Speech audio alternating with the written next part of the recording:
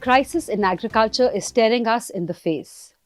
The total area under agriculture is shrinking. There is a new draft seed bill which is coming up, and farmers are opposing it. Farmers are also still wary of the centre giving them the right prices for their crops. I'm Ruchika M. Khanna, and in today's episode of Decode Punjab, I'm joined by renowned agriculture expert, Mr. Ravinder Sharma. Welcome to the show, sir. Namaskar. So, sir, where does Punjab agriculture stand today, specifically with regards to the fact that the total area under agriculture is shrinking? You know, the Tribune has done a story today which says that 5,000 acres of land is being acquired in Mohali. In fact, in the parliament just last week, there was a data which was provided which said that the total area under agriculture in Punjab has gone down by 12,000 hectares. So how do you see this crisis unfolding? Well, I must say the Tribune's headline today was very shocking. Shocking because, as you rightly mentioned, that the area under agriculture has shrunk in Punjab. And on top of that, we find that the focus of the government is to see that more area is diverted from agriculture to other activities, primarily business and industry. I think this is very disturbing. Why it is very disturbing? Because a state like Punjab, which has been the pioneer, or let's say, when I say pioneer, in the sense that it led the country's march towards the Green Revolution.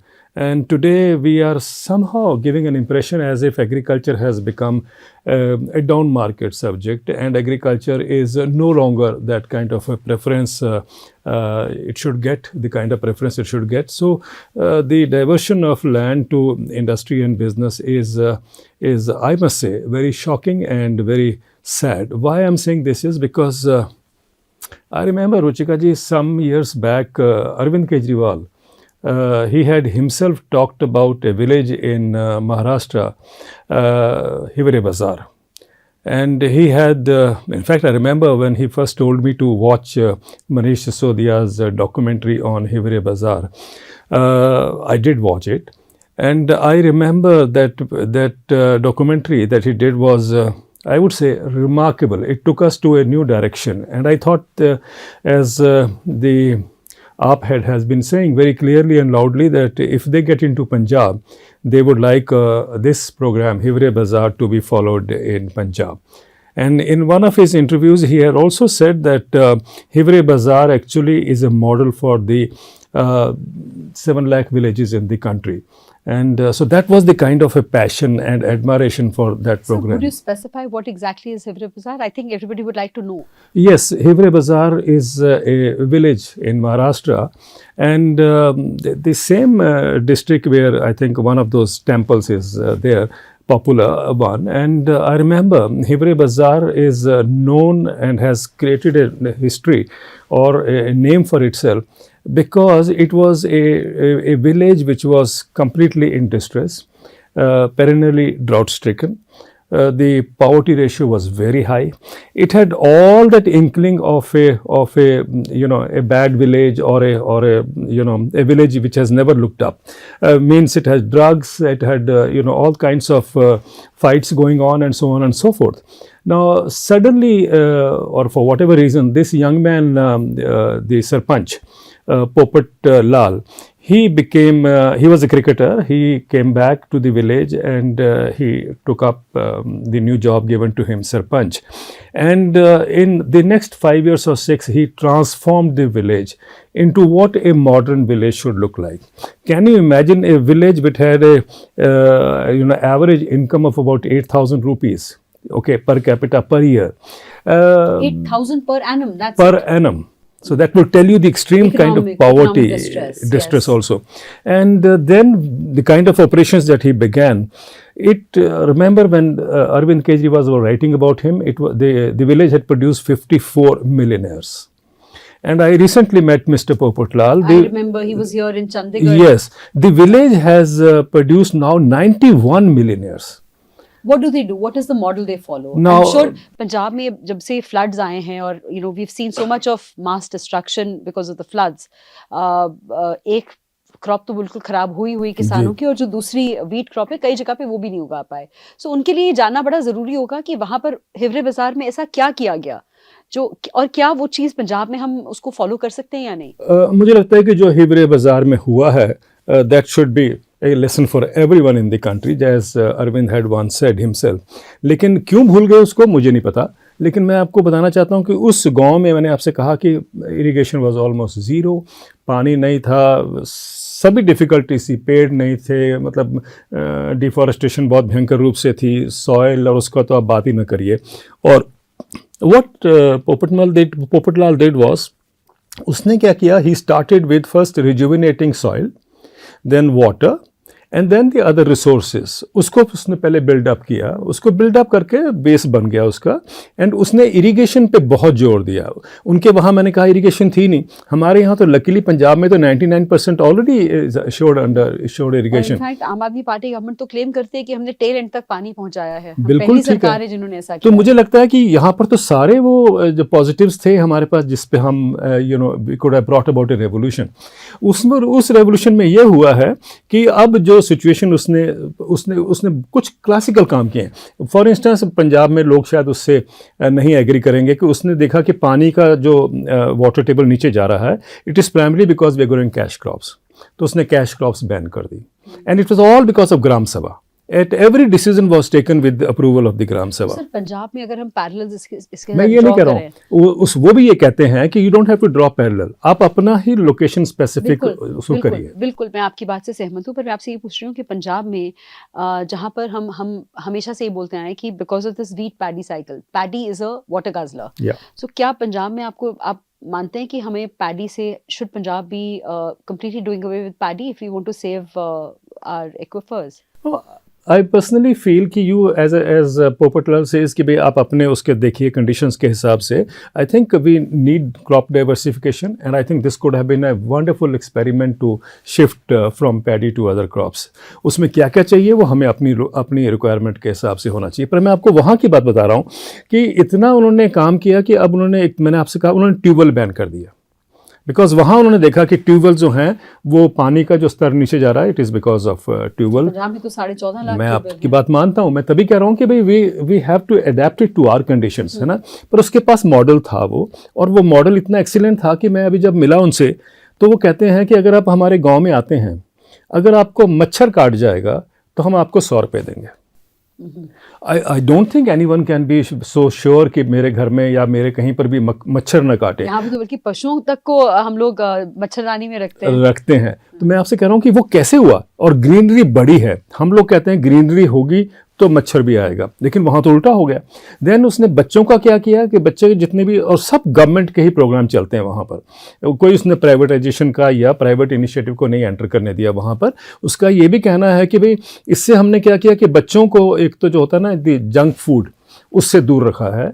और बच्चे वहाँ junk food जो उनको pocket money मिलती है, they don't spend on all this thing because they are not available.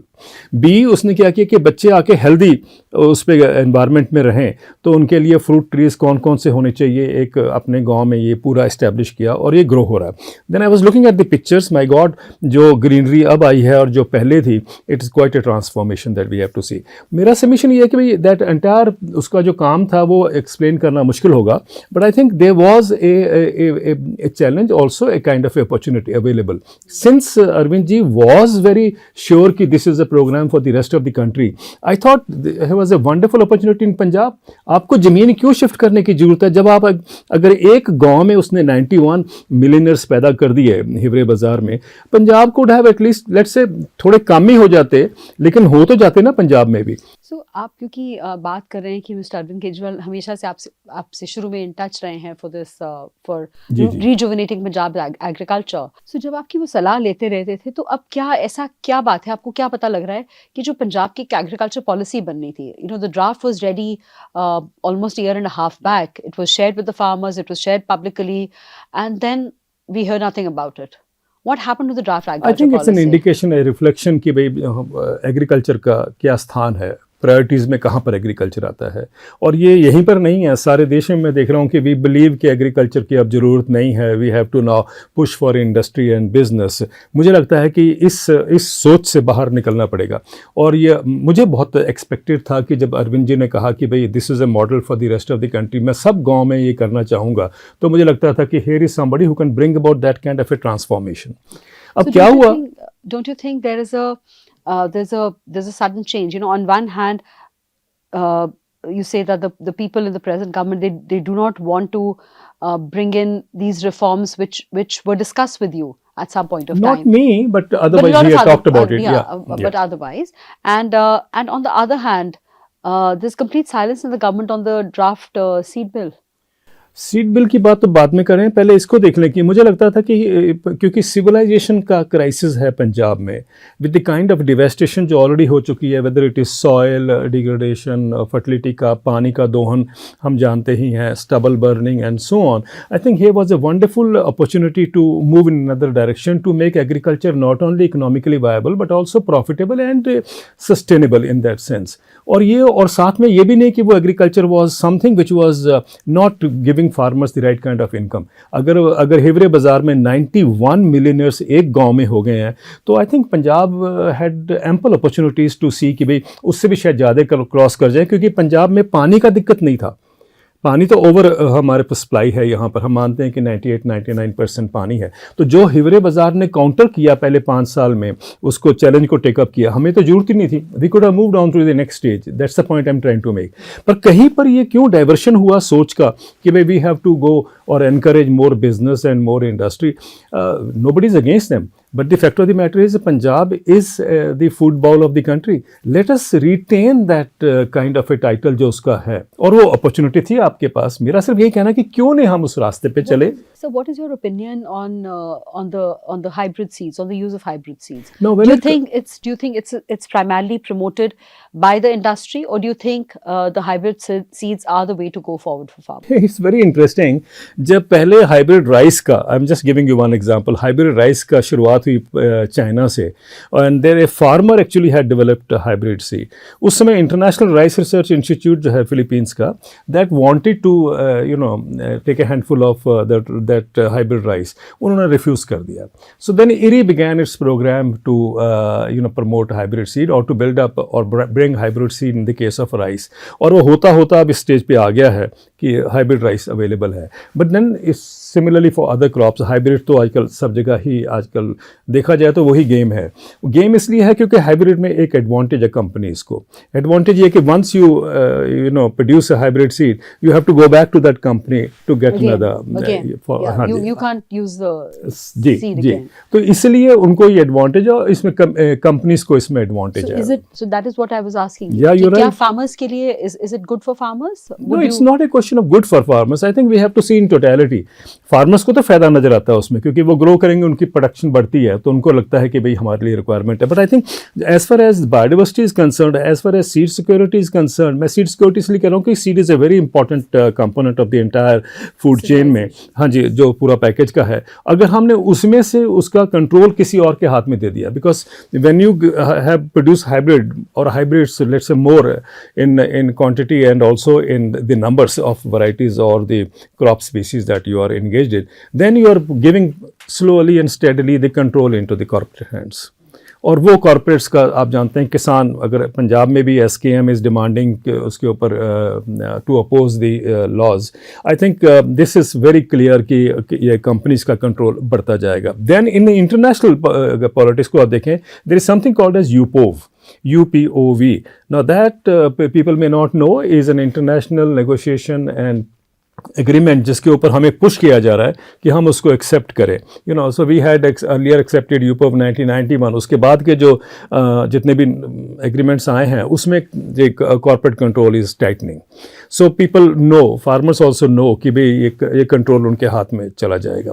लेकिन the tragedy is in a country like India where we have huge biodiversity globally के, अगर हम उसको तरीके से देखना शुरू करें, रैंकिंग करना शुरू कर दें, तो we would be somewhere in the third और फिफ्थ पोजीशन, उसके बीच में हम आते हैं. इतनी बायोडाइवर्सिटी होने के बाद हम लोग क्यों ए हैंडफुल ऑफ कंपनीज को अलाउ कर रहे हैं कि भाई उस पर कंट्रोल किया जाए? Why is it that these corporates are having this way? What do you think could be behind it? I think everywhere it is a question of money and power.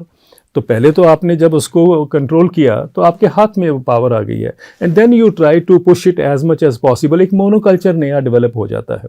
तो वो मोनोकल्चर जो है we have seen in Punjab, जब BT cotton आया the governments पर pushed it. I don't understand why should the government do this kind of a promotion, जब उसको subsidy भी दिया and all those kind of things. But I think we all know कि BT cotton is a failure in Punjab. अब तो accept सब कर रही हैं, आस्ते आस्ते देखते जा रहे हैं, but then it comes with that kind of a control, क्योंकि वो एक ही कंपनी है या जितनी भी कंपनीज हैं उसमें जो उसको सप्लाई करती हैं सीड, उनके पास कंट्रोल है। And so their interest is कि जितना ज़्यादा हम उसको अडॉप्ट करें या अडेप्ट करें, है ना, अपनी कंडीशंस में। लेकिन किसानों का जो सोचना है कि वो अगर ये देखिए ना, अगर बीटी कॉटन के कंट्रोल में नहीं गया होता, ट्रेडिशनल सीड्स होते, तो we have seen lots of places की जहाँ पर ट्रेडिशनल सीड्स अप्लाई किए हैं, देसी सीड जिसको कहते हैं, वो क्रॉप बची हैं। जब डैमेज हुआ वाइट फ्लाई का हो या पिंक वॉल वॉर्म का हो, ये सब कुछ हुआ। सो मेरा मतलब है कि why are we pushing it, because there is a powerful industry behind it. So which brings me to my next question. I mean, there are two related questions. One, जब 2020 और 21 में जो एक साल का स्ट्रगल चला फार्मर्स का, SKM lead struggle चला, सो उस समय ये बोला गया कि हम ये स्ट्रगल बेसिकली 3 फार्म लॉज से ज़्यादा ये था कि हमने कॉर्पोरेट्स का कंट्रोल रोकना है एग्रीकल्चर पे। सो फार्म लॉज तो नहीं इम्प्लीमेंट हुए, बट कंट्रोल तो फिर भी आ रहा है। सो इसको लेकर अब जो एसकेएम है वो तो अपना प्रोटेस्ट का प्रोग्राम देते जा रहे हैं, but they not finding the same, do you agree that they not finding the same kind of public sympathy to their cause? देखिए, इसमें बहुत क्लियर है कि जब लॉज आए थे और जिसके ऊपर इतना बड़ा प्रोटेस्ट हुआ है, उस समय भी मैंने एक बहुत रिपीटेडली एक बात कही थी कि ये लॉज या मार्केटिंग जो स्ट्रक्चर बनाया जा रहा है, ये दुनिया में कहीं सक्सीड नहीं किया। And I still maintain it.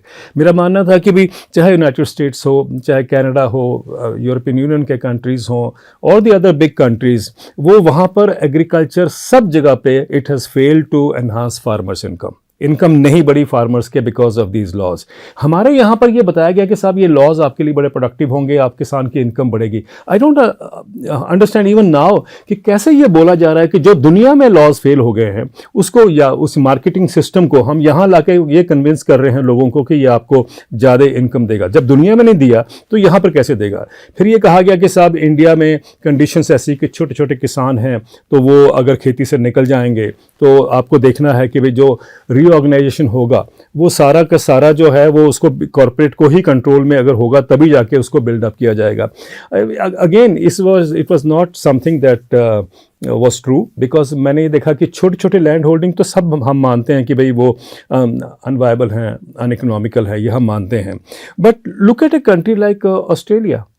Australia is a country जहाँ की लैंड होल्डिंग साइज़ जो है यहाँ पर तो 1 या 2 एकड़ है ना, या 3 एकड़ है, ऐसा ही कुछ है ना, 1 से लेकर 2, 3, 4 एकड़। और ऑस्ट्रेलिया में 7000 एकड़ is the average land holding size. तो वहाँ तो बहुत वायबिलिटी होनी चाहिए एग्रीकल्चर की, है ना जी, एग्रीकल्चर शुड बी ग्रोइंग। लेकिन वहाँ पर क्या हाल है कि every 2 weeks 1 farmer is committing suicide, people are getting out of agriculture. The same kind of crisis जो इंडिया में है वो ऑस्ट्रेलिया में भी है, द स्केल में भी different. Now it doesn't only mean Australia, अगर आप अमेरिका देखें, अमेरिका में तो लैंड होल्डिंग साइज बहुत बड़ी है। अब मैं just give you one example to explain कि कॉटन को अगर हम एक बड़े क्रॉप को देखते ही हैं और उसको अगर हम देखना शुरू करें कि भाई what has happen to American agriculture, कि कॉटन अपने आप में वायबल नहीं हो पाया, and then compare it to India. अब देखिए, एक WTO सेंटर है दिल्ली में, उसका एनालिसिस था which I am quoting now presenting before you. वो कहता है कि अमेरिका में 8000 कॉटन के ग्रोअर्स हैं, हमारे देश में 98 लाख कॉटन ग्रोअर्स हैं, 98 लाख और 8000 जो कॉटन ग्रोअर्स हैं अमेरिका में, उनकी लैंड होल्डिंग साइज जो है एवरेज दैट इज 600 हेक्टेयर्स, 600। हमारे देश में आप जानते हैं 1, 2, 3, 4 एकड़ के किसान हैं। उसके बावजूद भी अमेरिकन जो 8000 किसान हैं उनको $1 लाख की सब्सिडी मिलती है। इंडिया में $27 की सब्सिडी मिलती है। Then if you want to put them against, ये जैसे होता ही है ना कि हम अमेरिकन कॉटन को लेना पसंद करें तो जितना चीपर इंपोर्ट आएगा उतने हमारे किसान खेती से बाहर होंगे।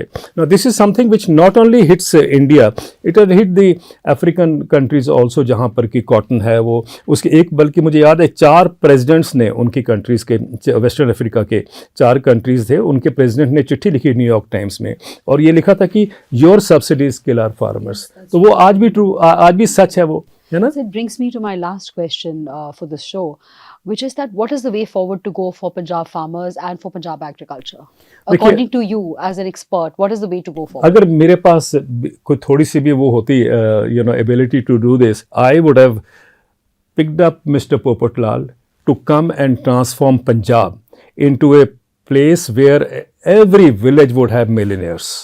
और without destroying agriculture, without saying कि ज़मीन खिसक रही है किसानों के नीचे से और वो शहर में आ रही है या बिजनेस और इंडस्ट्री के नीचे आ रही है या रियल एस्टेट के नीचे आ रही है, मैं वो नहीं होने देता. आई वुड हैव सीड कि अपनी सिविलाइजेशन जो पंजाब की है उसको बचाना था, उसको बिल्डअप करना था, और वो बहुत ज़रूरी है. जैसे कि गुरुओं की ये पावन धरती है, उसमें गुरुओं ने तो यही कहा था और हम उससे अब कहीं अलग जा रहे हैं. We don't have to become Dubai को आप मान के चलें कि हमारा ये ग्रोथ का जो मॉडल है वो दुबई को हमने लेके चलना है, और कोई कहता है शंघाई को लेके चलना है, and so on and so fourth. I think Punjab को पंजाब ही रहने दे, पंजाब को बिल्डअप करें. मैं इसलिए कह रहा हूँ क्योंकि बहुत इंपॉर्टेंट है for the days to come. अभी आप देख रहे हैं कि climate change is a big issue. Climate change के टाइम पर ये बात हमें सबको समझनी है कि भाई the area under agriculture will have consequences, जो आप जानते हैं क्लाइमेट चेंज के. Already we are in climate boiling. तो उस बॉइलिंग को देखते हुए हमें we have to very cautious, doubly cautious in fact, कि भाई वो ज़मीन या प्रोडक्शन सिस्टम को हम डिस्ट्रॉय न करें. No look at a country like China. हम हर जगह शंघाई का एग्जाम्पल देंगे, चाइना को कोट करेंगे कि हमें भी चाइना जैसे बनना है. पर आप ये देखिए चाइना ने क्या किया. चाइना को भी फूड सिक्योरिटी का क्राइसिस है. हाँ जी, उन्होंने क्या किया है कि 120 मिलियन हेक्टेयर्स लैंड को they have drawn A red line around it, कि उसको नहीं वो डिस्टर्ब करेंगे क्योंकि कंट्री की फूड सिक्योरिटी में है, उसके इंटरेस्ट में है. तो यहाँ पर हम ये क्यों नहीं कर सकते? I don't understand. At the national level we haven't done it कि हम ये कहें कि भाई इतना एरिया हमने डिमार्केट कर दिया. फिर ये सड़कों का जाल जो बिछाया जा रहा है, सड़कों पे सड़कें कोई 6 लेन कभी 8 lane whatever it is, we have seen कि वो जो है पंजाब में देख लीजिए भारतमाला जो प्रोजेक्ट जा रहा है वो भी कितना फूड सिक्योरिटी पे उसने अटैक किया है या कितना खतरा उसने बिल्डअप कर दिया है. No one is discussing all those kind of thing कि हमें जरूरत भी है कि नहीं है, या हमें किस चीज़ की जरूरत है. तो आपने जो पूछा कि भी क्या होना चाहिए पंजाब के लिए, I think the pathway is very clear. And I think the only thing is कि अगर अभी भी सरकार ये समझे तो मुझे लगता है कि they can have their name enshrined in history. तो ये हिस्ट्री का जो अपॉर्चुनिटी है अगर ये खो देंगे तो आई डोंट थिंक कहते हैं ना दोबारा मौका उस चीज़ का मिलेगा. Thank you very much, sir. Thank you for joining us for this show. Thank you, viewers, for watching this episode of Decode Punjab. Do continue to read your favorite newspaper, which is The Tribune. Do follow us on all our social media handles across X, on Instagram, and on Facebook. Thank you.